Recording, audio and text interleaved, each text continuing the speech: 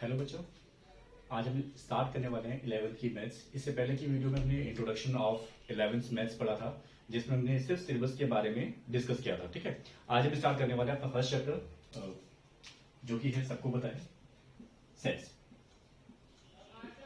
ठीक है,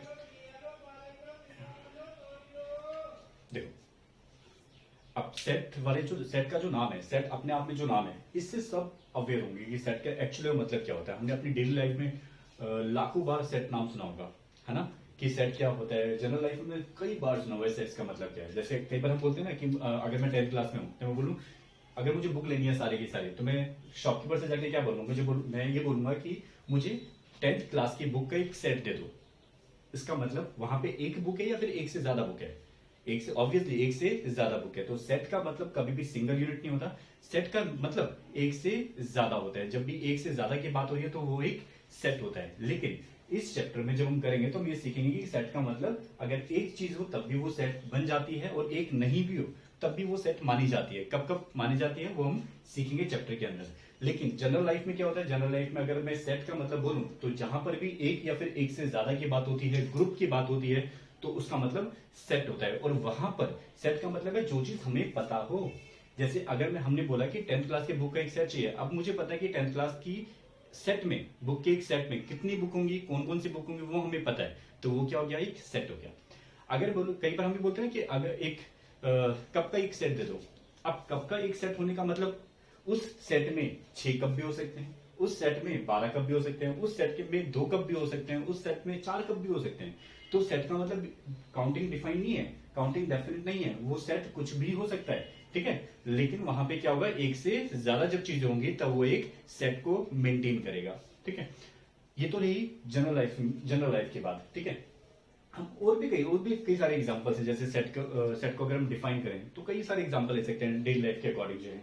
जैसे अगर मान लो कुछ भी लूं मैं, मान लो मुझे एक ये चाहिए, तो मैं बोलूं कि एक मार्कर का सेट दे दो।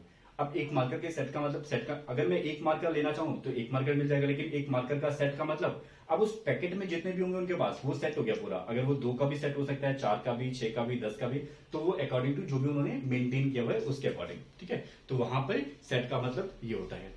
अच्छा, अब हम बातें आते हैं इस पे। लेकिन हमें जो सेट के बारे में जो चीज सीखनी है वो किस लिए सीखनी है कि पहले तो हम ये सीखेंगे कि नंबर्स के बारे में, नंबर्स को सेट के रूप में अगर अरेंज करें तो कैसे कैसे करते हैं। बाकी जितने भी डेली लाइफ के एग्जांपल्स हैं उससे तो हम रूबरू होंगे ही होंगे, उससे हम फेमिलियर होंगे ही होंगे जब हम चैप्टर को गो थ्रू करेंगे। ठीक है, चलो पहले तो सेट को स्टार्ट करने से पहले पहले हम सीखते हैं नंबर्स के बारे में कि नंबर्स कौन कौन होते हैं, नंबर्स कैसे कैसे होते हैं। हालांकि आपने ये सब चीजें 10th क्लास में, 9th क्लास में सीखी हुई है, लेकिन स्टार्ट करने से पहले मैं चाहता हूं कि आपको इन नंबर्स की बारीकियां भी पता हो, ताकि उसमें कोई भी ऑब्सक्यूरिटी ना हो, कोई भी ये ना हो कि धुंधलापन हो बिल्कुल भी। ठीक है, बिल्कुल ल्यूसिड होना चाहिए, बिल्कुल क्लियर होना चाहिए, लाइक क्रिस्टल। चलो, अगर हम नंबर्स की बात करें तो सबसे पहला जो नंबर आता है वो होता है, नंबर्स की बात करें तो सबसे पहला नंबर होता है नेचुरल नंबर। अब नेचुरल नंबर हम सबको पता है नेचुरल नंबर कौन से होते हैं। ठीक है, अब हिंदी इंग्लिश का तो कोई मैटर नहीं, क्योंकि दिल्ली में या फिर यूपी को छोड़ के बाकी मेनली जगह पे जो मैथ्स है वो इंग्लिश मीडियम में ही है। तो नेचुरल नंबर का मतलब होता है कि जितने भी नंबर जो 1 से स्टार्ट हो, 1 से स्टार्ट हो, 1 2 3 4 5 6 इस तरीके से। मेनली तो मैं बता देंगे नंबर जो है 2 तरीके के होते हैं, पॉजिटिव और नेगेटिव नंबर। ठीक है, पॉजिटिव और नेगेटिव नंबर। उसमें भी नेचुरल नंबर का मतलब होता है कि जो नंबर 1 से स्टार्ट हो, 1 2 3 4 5 ऐसे करके इनडेफिनेट टाइम तक चलता रहे, लेकिन सारे के सारे क्या हो, पॉजिटिव। अगर ये पॉजिटिव हैं तो it means natural number. Natural number का मतलब ही अपने आप में क्या, पॉजिटिव नंबर होना, जो स्टार्टिंग कहां से हो, 1 से स्टार्ट हो। चलो, अगला नंबर है होल नंबर। होल नंबर्स क्या होते हैं, होल नंबर और नेचुरल नंबर एक जैसे ही होते हैं, बस एक फर्क क्या होता है, एक डिफरेंस होता है। होल नंबर का मतलब होता है ऐसे नंबर जो 0 से स्टार्ट हो, 0 1 2 3 इस तरीके से करके जो नंबर चलते हैं वो सारे के सारे क्या होते हैं, होल नंबर्स। ठीक है, अगला इसमें फर्क ये है कि होल नंबर 0 से स्टार्ट होते हैं और ये 1 से स्टार्ट होते हैं। ये भी सारे पॉजिटिव और ये भी सारे पॉजिटिव एक्सेप्ट 0। इसके बाद बात करते हैं इंटीजर्स की। इंटीजर्स जो नंबर होते हैं उसमें दो तरह के नंबर होते हैं, उसमें पॉजिटिव नंबर भी होते हैं और उसमें नेगेटिव नंबर भी होते हैं, मतलब पॉजिटिव और नेगेटिव दोनों ही होते हैं। मान लो मैंने अगर बीच में B0 लिखा तो इस साइड सारे पॉजिटिव आ जाएंगे और इस साइड सारे नेगेटिव नंबर्स आ जाएंगे। जैसे हमने लिखा 1 2 3 4, मतलब इस तरीके से करके ये सारे पॉजिटिव नंबर आ गए, इस साइड पे क्या आ गए, सारे के सारे नेगेटिव नंबर्स सारे आ गए इस साइड, ठीक है। तो ये हो गए इंटीजर्स। लेकिन कई बार होता है कि इंटीजर्स में डिफाइन क्या होता है कि हमें बताना है कि पॉजिटिव इंटीजर से बोला होता है और कई बार नेगेटिव इंटीजर से बोला होता है। अलग अलग डिफाइन क्या होता है, अगर अलग अलग डिफाइन करें तो अगर आपको इंटीजर्स बोले कि इंटीजर्स हमें पॉजिटिव वाले लिखने हैं तो हम पॉजिटिव वाले यूज कर लेंगे, अगर वो बोले इंटीजर्स नेगेटिव वाले चाहिए तो नेगेटिव वाले यूज कर लेंगे। फिर वहां पर जीरो का कोई भी रोल नहीं, जब पॉजिटिव नंबर की बात हो तो सिर्फ पॉजिटिव यूज कर लें और जब नेगेटिव की बात हो तो सिर्फ नेगेटिव यूज कर लें, ठीक है। तो ये बात होगी इंटीजर्स की। इसके बाद आते हैं रैशनल नंबर। रैशनल नंबर, अब रैशनल नंबर का मतलब होता है कि वो नंबर, ऊपर जो हमने नंबर्स पढ़े इस इंटीजर्स में ये भी है, ये भी है, नेचुरल नंबर भी है और होल नंबर भी है। ऐसे जब हम रैशनल नंबर की बात करेंगे तो रैशनल नंबर का मतलब में जितने भी नंबर हैं अभी, जितने हमने अभी तक पढ़े हुए हैं ऊपर, वो सारे के सारे इसके अंदर होते हैं। मतलब इसमें जितने भी इंटीजर्स होते हैं, जितने भी प्लस माइनस के नंबर होते हैं, वो सारे इसके अंदर शामिल होते हैं, ठीक है। ये तो भी इसकी मतलब इसके अंदर एक पार्ट ऐसा जो ऊपर से कॉमन है, लेकिन इसकी अपनी एक क्वालिटी होती है रैशनल नंबर की। ऐसे नंबर जो अपोन में होते हैं, जो फ्रैक्शन में होते हैं, फ्रैक्शन नंबर जितने भी होते हैं वो सारे के सारे क्या होते हैं, रैशनल नंबर। फ्रैक्शन नंबर चाहे वो पॉजिटिव हो या फिर नेगेटिव हो। जैसे मैंने लिखा 3/2 -7/4 2/5, इस तरीके से करके जितने भी अपोन में नंबर होते हैं वो सारे के सारे क्या होते हैं, रैशनल नंबर होते हैं, ठीक है। चलो अब बात करते हैं अगले नंबर की, irrational number. Irrational number, irrational number का मतलब ऐसे नंबर जो रैशनल ना हो। रैशनल ना होने का मतलब है ना तो वो अपोन वाले नंबर हो, ना ही वो प्लस वाले नंबर मतलब सिंपल नंबर हो, ना तो वो इंटीजर्स हो या प्लस पे या फिर माइनस पे। अब बचे कौन से नंबर, प्लस माइनस अपोन के अलावा वो बचे रूट वाले नंबर। जितने भी रूट वाले नंबर होते हैं वो सारे के सारे रैशनल नंबर होते हैं, लेकिन वो सोल्व आउट नहीं होना चाहिए। अगर उसके फैक्टर बन जाए तो वो रैशनल नहीं होगा, तब वो रैशनल में कन्वर्ट हो जाएगा। लेकिन अगर उनके फैक्टर नहीं बनते तो इट मींस वो इर्रेशनल नंबर है। जैसे मैंने लिखा √2, फैक्टर का मतलब है जो भी यहां पे नंबर लिखा है ना, उस नंबर के लिए सेम नंबर को दो बार मल्टीप्लाई करने पे नहीं आना चाहिए, तब वो इर्रेशनल नंबर है। जैसे √2, √3, अगर मैं लिखूं √4 के लिए मुझे पता है √4 के फैक्टर बन सकते हैं, सेम नंबर को सेम नंबर से मल्टीप्लाई करने पे 4 आ सकता है। अगर ऐसे आ सकता है तो वो इर्रेशनल नहीं होगा, वो वापस कन्वर्ट हो जाएगा रैशनल के अंदर। जैसे अगर मैं 4 को और एलोबरेट करूं तो 4 को हम क्या लिख सकते हैं, 2 × 2, 2 × 2 का मतलब 2 का स्क्वायर, 2 का स्क्वायर का मतलब ये कट जाएगा, जैसे इस स्क्वायर से रूट कटा, बचा क्या सिर्फ 2। अब ये 2 क्या हो गया, वापस एक इंटीजर, और जो इंटीजर होते हैं वो अपने आप में क्या होते हैं, रैशनल नंबर।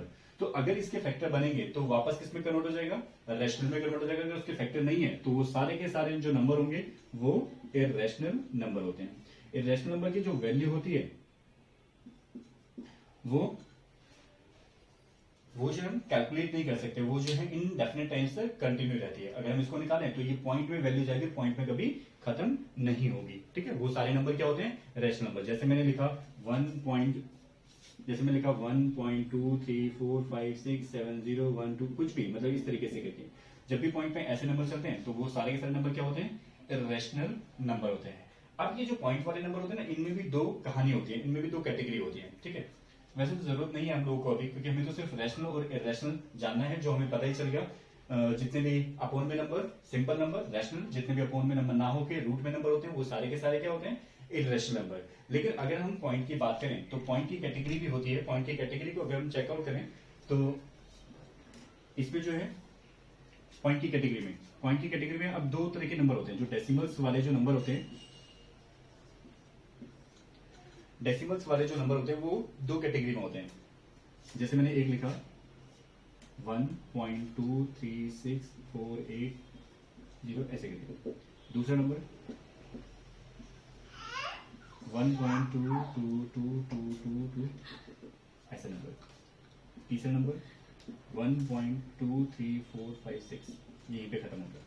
अब इसमें तीन कैटेगरी के नंबर हैं। इसमें एक तो ये 1.2364890, मतलब इसमें जो पॉइंट के बाद जो नंबर है वो अलग अलग नंबर है, इनका कोई ऑर्डर नहीं है। प्लस मतलब ऑर्डर नहीं है, कैसे भी बढ़ रहे हैं रेंडमली। दूसरा जो नंबर है उसमें पॉइंट के बाद जो नंबर रिपीट हो रहा है वो सेम नंबर रिपीट हो रहा है, जैसे इसमें 2 2 2 2 करके सेम सेम नंबर रिपीट हो रहा है, डिजिट जो है वो सेम सेम रिपीटेड है, ठीक है।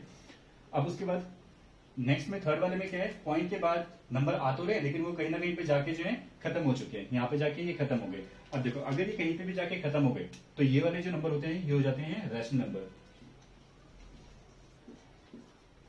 अगर ये ऑर्डर कैसा भी हो इसमें, मतलब जो नंबर है वो मिक्स हो रहे हैं, काफी मिक्स हो रहे हैं, मतलब कोई ऑर्डर नहीं है, ऑर्डर नहीं है तो ये नंबर होते हैं इर्रेशनल नंबर। लेकिन अगर पॉइंट के बाद कोई ऐसा नंबर चल रहा है जो बार बार रिपीटेड टाइम्स है तो फिर वो वापस कन्वर्ट हो जाते हैं रैशनल नंबर। इनको हम वापस जो है अपोन वाले फिगर में चेंज कर सकते हैं, तो इसलिए इनको बोलते हैं रैशनल नंबर। हमने सीखा होगा ना, इसको हम इस तरीके से लिख सकते थे, 1 पॉइंट जो भी नंबर रिपीट हो रहा है उसके ऊपर ये बार का साइन लिख दो, और इस बार के साइन वाले जो नंबर होते हैं उन सभी को हम अपोन वाले नंबर में चेंज कर सकते हैं। तो यहाँ पे ध्यान रखना है कि जब भी पॉइंट के बाद जो नंबर रिपीटेड होते हैं सेम डिजिट, जरूरी नहीं है सिंगल डिजिट कॉमन चल रही हो, दो डिजिट भी हो सकती है, 3 डिजिट भी कॉमन हो सकते हैं, 3 डिजिट का पेयर भी रिपीटेड हो, 4 डिजिट का पेयर भी रिपीटेड हो, तो वो सारे जो नंबर होते हैं वो सारे के सारे रैशनल में कन्वर्ट हो जाते हैं। लेकिन कहीं पर भी अगर रिपीटिशन ना हो लेकिन वो तब भी वो नंबर जो है इनडेफिनेट टाइम तक बढ़ रहे हो तो वो सारे के सारे नंबर जो है इर्रेशनल होते हैं। कहीं ना कहीं पे जाके किसी भी प्लेस पे अगर वो खत्म हो जाए, टर्मिनेट हो जाए, तो ऐसे नंबर को बोलते हैं रैशनल नंबर। तो ये बात थी यहाँ पे रैशनल और इरेशनल। अगला नंबर है हमारे पास, अगला नंबर है रियल नंबर। रियल नंबर का मतलब है दुनिया में जितने भी नंबर होते हैं वो सारे के सारे इसके अंदर है। बस एक कैटेगरी बच जाती है अपने पास इमेजिनरी नंबर की, वो होते हैं कॉम्प्लेक्स नंबर। उनको छोड़कर बाकी जितने, एक नंबर को छोड़कर बाकी दुनिया में जितने भी नंबर है वो सारे के सारे इस रियल नंबर के अंदर आते हैं। और वो दो ही होते हैं, एक रैशनल और एक इर्रेशनल। अगर हम रैशनल और इर्रेशनल को प्लस कर दें, रैशनल और इर्रेशनल को इकट्ठा कर दें तो बन जाते हैं रियल नंबर। रैशनल और इर्रेशनल को इकट्ठा करने पर बन जाते हैं रियल नंबर, ठीक है। इनको छोड़ के सिर्फ एक नंबर और बचता है, वो होता है इमेजिनरी नंबर। वो हम अपने 5th चैप्टर पढ़ेंगे, दैट इज कॉम्प्लेक्स नंबर।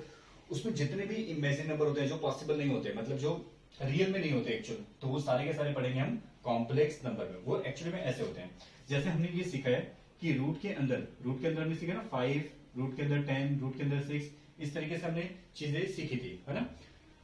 ये इस तरीके से नंबर को लिखना। लेकिन अगर रूट के अंदर क्या हमने ये सीखा कि रूट के अंदर माइनस हो जाए, इस तरीके से कोई नंबर आ जाए, तो इस तरीके वाले जो नंबर होते हैं ना रूट के अंदर जो माइनस में नंबर होते हैं वो सारे के सारे जो है कॉम्प्लेक्स नंबर होते हैं, इमेजिनरी नंबर होते हैं, ठीक है।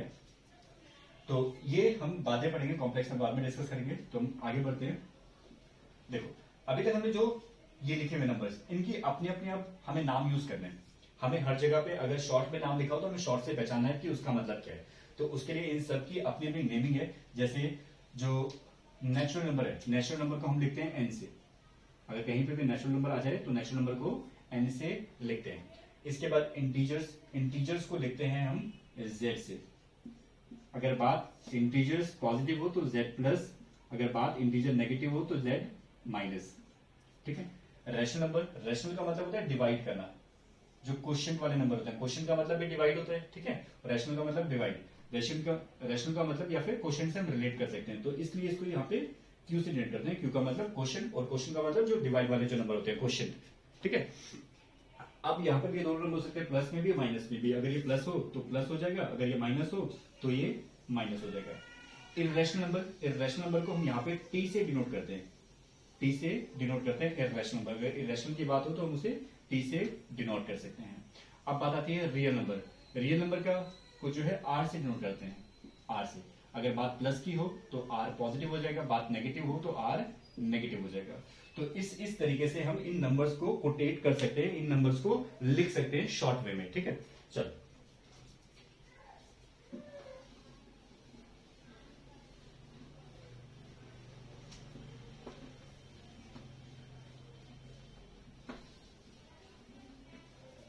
अब छोटे छोटे नंबर और रह गए, वो भी आपको पता होना चाहिए। वैसे तो पता ही है सबको वो वाले नंबर, लेकिन मैं एक बार और अपनी तरफ से बताना चाहता हूँ, ठीक है। चलो जल्दी जल्दी करते हैं। हमारे 6 नंबर हो गए। 7वां नंबर है हमारे पास odd number. Everybody must aware about it ना। ओड नंबर्स हमें सबको पता है, जितने भी नंबर 2 से डिवाइड ना हो वो सारे के सारे क्या होते हैं, ऑड नंबर्स होते हैं। इवन नंबर वो सारे नंबर जो 2 से डिवाइड हो जाए वो सारे के सारे नंबर ऑड नंबर्स, 2 4 6 8 ये सारे नंबर। इसके बाद बात करते हैं प्राइम नंबर की। प्राइम नंबर्स की अगर बात करें तो ये भी हमें पता है ऐसे नंबर जो सिर्फ और सिर्फ अपनी टेबल में आते हैं वो सारे के सारे जो नंबर्स हैं वो प्राइम नंबर्स हैं। अब प्राइम नंबर्स को हम ये भी बोल सकते हैं जो सिर्फ अपनी टेबल में आते हैं, या फिर हम ये बोल सकते हैं जिस भी नंबर के दो फैक्टर होते हैं। दो फैक्टर का मतलब एक फैक्टर तो 1 होता है और एक फैक्टर वो खुद होता है, तो ऐसे नंबर्स को बोलते हैं हम प्राइम नंबर्स। प्राइम नंबर्स ऐसे नंबर जिसके दो फैक्टर हो, एक वो खुद, ठीक है, और एक क्योंकि एक जो है एक की टेबल में हर कोई नंबर आता है इसीलिए। तो ऐसे नंबर जिसके दो फैक्टर हो, या फिर ये बोल सकते हैं कि ऐसे नंबर जो सिर्फ और सिर्फ खुद से डिवाइड हो वो होते हैं प्राइम नंबर।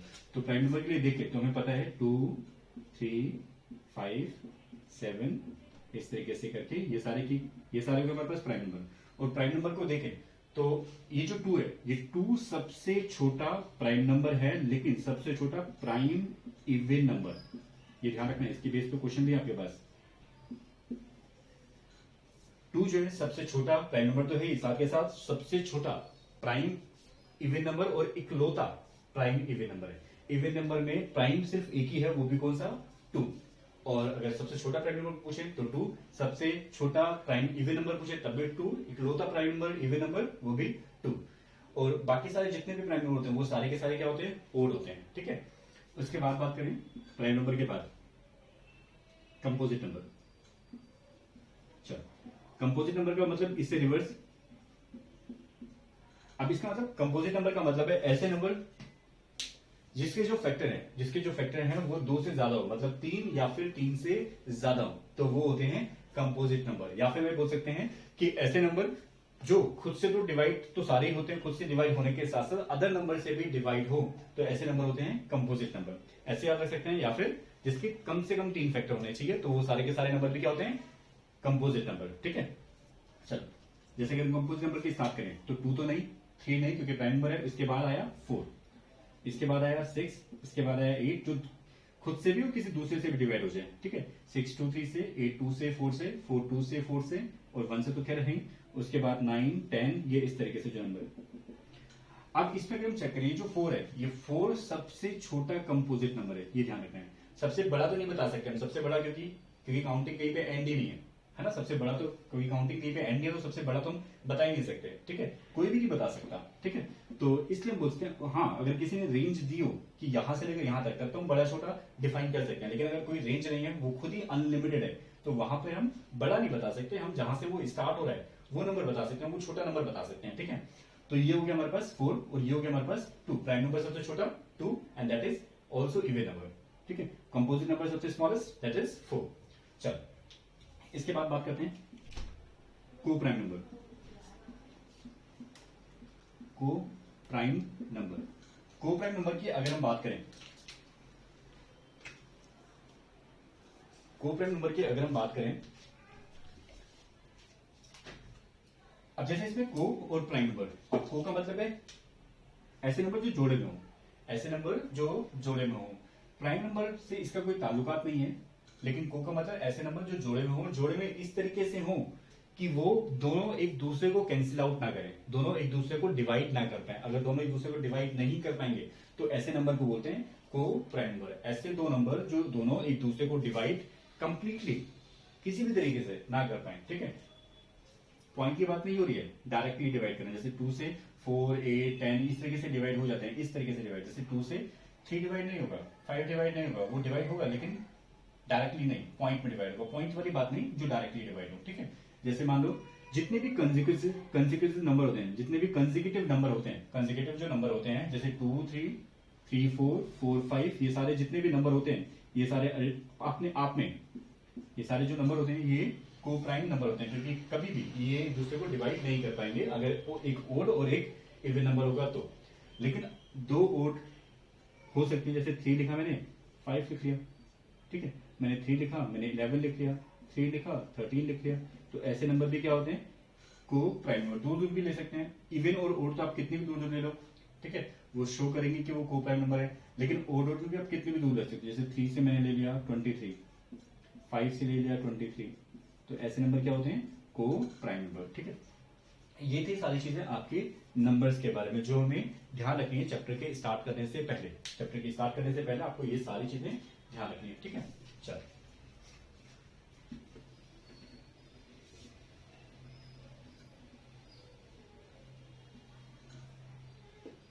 चलो अब करते हैं, बात करते हैं सेट की।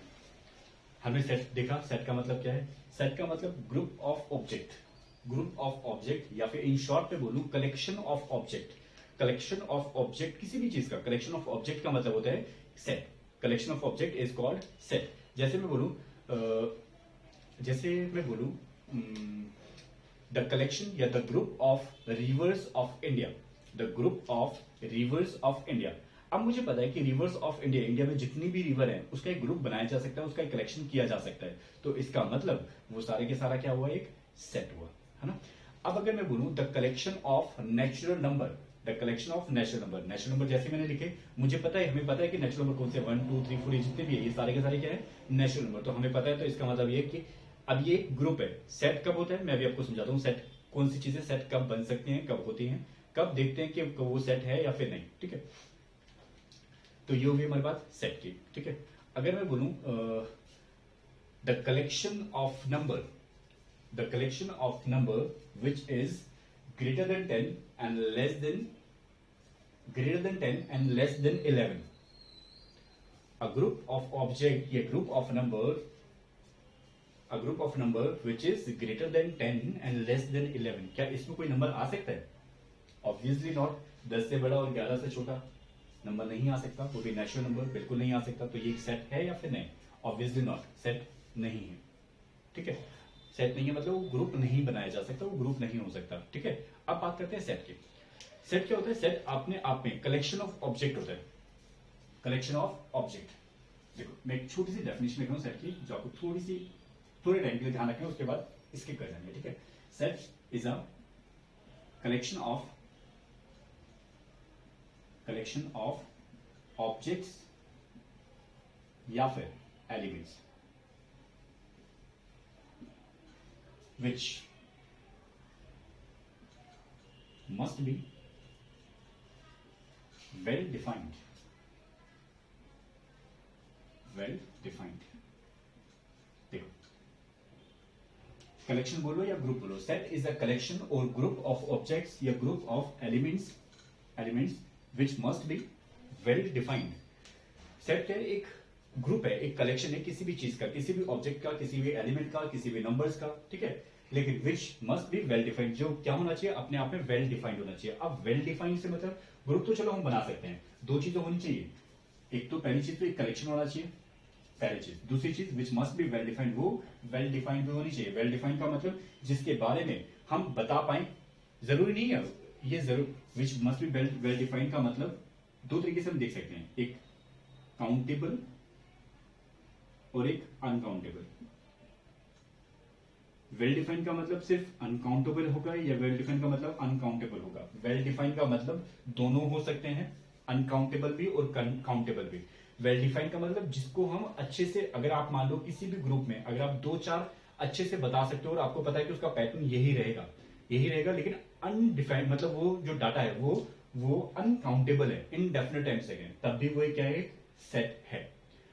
काउंटेबल है तब तो वो एक सेट है, आपको पता है कि कौन सी चीज कितने ग्रुप में क्या क्या चीजें हैं, आपको पता है काउंटेबल। लेकिन अगर आपको किसी ग्रुप में ये ना बताओ कि उसमें कितने नंबर है, लेकिन ये बताओ कि उसमें कैसे कैसे नंबर आएंगे, उनका एक्चुअल डाटा ना बताओ कि कितना हो सकता है, लेकिन आपको ये पता है कि उनमें कैसी कैसी चीजें हो सकती हैं। ठीक है, तब वो होता है, वो अनकाउंटेबल तो है लेकिन वो वेल डिफाइंड है, जिसको आप अच्छे से बता पाओ, समझा पाओ कि उसमें क्या क्या चीजें होती हैं। ठीक है, तो वो सारे होते हैं set, but is well defined. ठीक है, वेल डिफाइंड का मतलब जिसे आप अच्छे से डिफाइन कर पाओ, जिसे आप अच्छे से बता पाओ, समझा पाओ। ठीक है, वो ग्रुप में क्यों है, उस ग्रुप में क्या क्या हो सकता है। ठीक है, तो ये है सेट का मतलब, समझ आया? अब देखो जैसे मैं अगर कुछ एग्जाम्पल लिखता हूं, आपको ये बताना है उस एग्जाम्पल के अंदर वो वेल डिफाइंड है या फिर वेल डिफाइंड नहीं है। ठीक है, मैं 2 एग्जाम्पल लिखता हूं, 2 एग्जाम्पल से आप जस्टिफाई करना कि वो वेल डिफाइंड है या फिर वेल डिफाइंड नहीं है।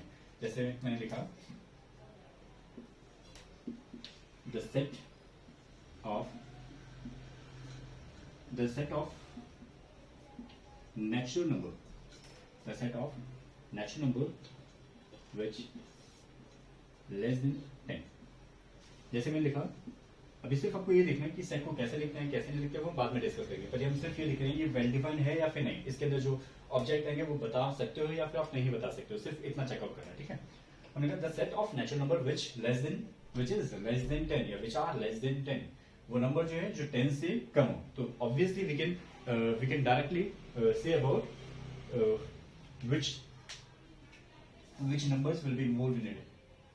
तो कौन कौन से होंगे, एक तो 1 2 3 से लेकर 9 तक नंबर हो जाएंगे, ठीक है, तो ये हम बता सकते हैं। अब मैंने लिखा इको लिखता हूं मैं, आपको ना द सेट ऑफ, क्या ये सेट हो सकता है वेल डिफाइंड है या फिर सेट बन से द सेट ऑफ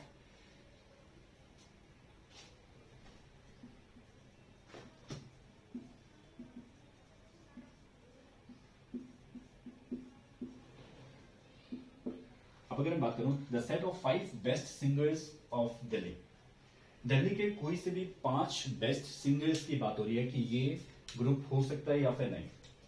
अब बात नंबर तो डेफिनेट है कि 5 हमें को चूज करने हैं, तो 5 हम चूज कर भी लेंगे। 5 कौन कौन से होंगे सोच के बताओ कि बेस्ट सिंगर हम 5, आप वेल डिफाइंड है या फिर नहीं, ये सेट है फिर नहीं। अगर हम ग्रुप से देखें, अगर हम नंबर ऑफ ऑब्जेक्ट से देखें तो अंडरस्टूड है कि 5 हैं, तो इट मींस ये कलेक्शन हो सकता है, 5 हम ले सकते हैं। लेकिन अब आपको दूसरी कैटेगरी से भी गो थ्रू होना पड़ेगा कि that must be well defined और नॉट, ठीक है। आपको ये चेक करना पड़ेगा कि ये वेल डिफाइंड भी हैं या फिर नहीं है। नंबर तो चलो ठीक है 5 नंबर पता चले, लेकिन वेल डिफाइंड है या फिर नहीं। अब मुझे बात बताओ कि अगर बात करूं बेस्ट सिंगर्स की, अब अगर मान लो कि मैं चूज कर रहा हूं, एक कमिटी चूज कर रही है कि बेस्ट सिंगर, ठीक है, मैं चूज कर रहा हूं एक्चुअली बेस्ट सिंगर कौन कौन से होंगे, तो हो सकता है कि अब मुझे ये देखना पड़ेगा कि बेस्ट सिंगर किस हिसाब से, क्योंकि सभी की जो आवाज है, सभी के जो सिंगर्स जो जितने भी हैं, सभी की आवाज नायाब एक तरीके से, ठीक है। किसी की किसी गाने में अच्छी होती है तो किसी की उस गाने में खराब हो जाती है, क्योंकि हर कोई हर तरीके का गाना नहीं गा पाता, ठीक है। तो सभी की जो क्वालिटीज है ना वो डिफर है, वो अलग अलग है। कोई किसी की आवाज कैसी है तो किसी की आवाज कैसी है, किसी की किसी गाने में सूट करती है, किसी की किसी गाने में सूट करती है, ठीक है। हर किसी की आवाज हर एक गाने में फिट नहीं होती, ठीक है। तो उस तरीके से हम बेस्ट नहीं छाट सकते कि बेस्ट कौन सा हो, क्योंकि यहाँ पे बात होगी उनकी इनहेरेंट क्वालिटीज की। जब भी इनहेरेंट क्वालिटीज की बात हो जहां पे हम जस्टिफाई नहीं कर सकते, क्योंकि कोई किसी टाइम पे अच्छा हो सकता है, कोई किसी टाइम पे अच्छा नहीं हो सकता, किसी की किसी गाने में आवाज अच्छी हो सकती है, किसी किसी गाने में आवाज अच्छी नहीं हो सकती। तो इस बेसिस पे हम उसका वेल डिफाइंड कलेक्शन नहीं कर सकते, कलेक्शन कर सकते हैं पर वेल डिफाइंड नहीं हो सकता, ठीक है। तो इसलिए ये जो एक सेट नहीं है, ठीक है। अगर मैं बात करूं कि आपको चाहिए कि बेस्ट 5, इससे और अच्छे से रिलेट कर सकते हैं इस एग्जांपल से। अगर मुझे चाहिए कि दुनिया के मुझे 5 सबसे अच्छे बैट्समैन चाहिए, दुनिया के 5 बेस्ट बैट्समैन चाहिए या 5 बेस्ट बॉलर चाहिए। अब हो सकता है जैसे सचिन तेंदुलकर है, ठीक है, क्या वो हर एक मैच में स्कोर करते हैं, या विराट कोहली वो हर एक मैच में स्कोर करता है क्या, वो करते हैं क्या, नहीं करते, है ना। तो हो सकता है कि किसी इनकी जो क्वालिटीज है, इनकी अपनी जो क्वालिटीज है, किसी की किसी मैच में अच्छी होती है, किसी मैच में अच्छी होती है। On the basis of record we can check it, but now we are not checking it on the basis of records, ठीक है। हम सिर्फ एक क्वालिटी चेक करें कि 5 बेस्ट चाहिए, आपको किसी टीम के लिए बेस्ट चुने, रिकॉर्ड के बेसिस पे नहीं चुने, ठीक है, वैसे चुने कि वो उस दिन अच्छा खेलेंगे या खराब खेलेंगे, उस दिन अच्छा खेलेंगे या खराब खेलेंगे। तो उस बेसिस पे कोई नहीं बता सकता कि किस दिन कौन प्लेयर अच्छा खेलेगा या खराब खेलेगा, तो उस बेसिस पे हम करेक्शन नहीं कर सकते। On the basis of record we can select 5 10 20 कितनी भी हम सिलेक्ट कर सकते हैं, ठीक है, on the basis of record. But on the day जिस दिन वो खेलेंगे उस दिन हम सेलेक्ट नहीं कर सकते कि वो दिन वो अच्छा खेलेंगे या फिर खराब खेलेंगे, ठीक है। इस बेसिस पे उनकी क्वालिटीज को हम वेल डिफाइंड नहीं मान सकते। समझ आया? चलो, ये तो हल्का सा एक इंट्रो था। अगली क्लास में हम स्टार्ट करेंगे ओवरव्यू, आपको सेट्स का। सेट्स मैक्सिमम जो है ना 3 क्लास का है, मैक्सिमम 3 क्लास का। मैं सिर्फ आपको बेसिक बताऊंगा, क्वेश्चन यूं होंगे आपके, फटाफट क्वेश्चन होते जाएंगे, ठीक है। मैं सिर्फ आपको सिर्फ बेसिक बताऊंगा, बेसिक बताते आप सारे के सारे क्वेश्चन खुद ही कर लोगे। मुझे कोई भी क्वेश्चन, एक आध क्वेश्चन अगर मुझे बताना पड़ेगा, अदरवाइज आप सारे के सारे क्वेश्चन खुद ही कर लोगे, ठीक है। मेरी जरूरत नहीं पड़ेगी बेसिक के बाद आपको, ठीक है। यही चीजें सेट में होने वाली है, यही चीजें सेकंड चैप्टर में होने वाली है, यही चीजें ट्रिग्नोमेट्री में भी होने वाली है, ठीक है। मैक्सिमम चीजें आप खुद ही करने वाले हो, ठीक है। मैं आपकी प्रैक्टिस कराऊंगा, लेकिन बेसिक नहीं छूटेगा आपका। बेसिक में आप इतने स्ट्रॉन्ग हो गएगा कि आप क्वेश्चन देखते हैं, हाँ मुझे ये आता है, हाँ मुझे ये आता है, ये मैं कर लूंगा आराम से। आप बेसिक देखिए, आप बेसिक करने के बाद आप यही बोलोगे कि हाँ क्वेश्चन में सारे कर लूंगा इजीली, ठीक है। फिर जो भी चीजें क्वेश्चन मुझे लगेगा कि जो चीज थोड़ी सी आउट ऑफ बॉक्स है, ठीक है, आउट ऑफ बॉक्स है, थोड़ी सी अनक्लियर चीजें हैं, वो मैं आपको क्लियर कराऊंगा। सारी के सारे हम क्वेश्चन करेंगे ऑब्वियसली क्वेश्चन करने वाले हैं, ठीक है, लेकिन बेसिक के बाद आप ये होगा कि आप क्वेश्चन कर पाओगे, ठीक है। तो आज की क्लास यहीं तक रखते हैं। तो आप इसको देखना सीखना, फिर उसके बाद अगली क्लास में मिलते हैं। उससे आपका ओवरऑल आधा चैप्टर पूरा क्लियर हो जाएगा। जो फर्स्ट चैप्टर है ना, फर्स्ट चैप्टर का आधा पार्ट पूरा 1.3 या 1.4 तक अगली क्लास में आपको पूरा क्लियर हो जाएगा। तो यहाँ तक करना, यहाँ तक नंबर्स के बारे में जानना सीखना, ठीक है। और कोशिश करना कि अपने दोस्तों के थ्रू भी दोस्तों को भी बताना कि अगर आपको अच्छी लगी हो तब, अदरवाइज अगर आपको नहीं समझ आई हो तो फिर किसी और टीचर को देखना, ठीक है। चलो बाय।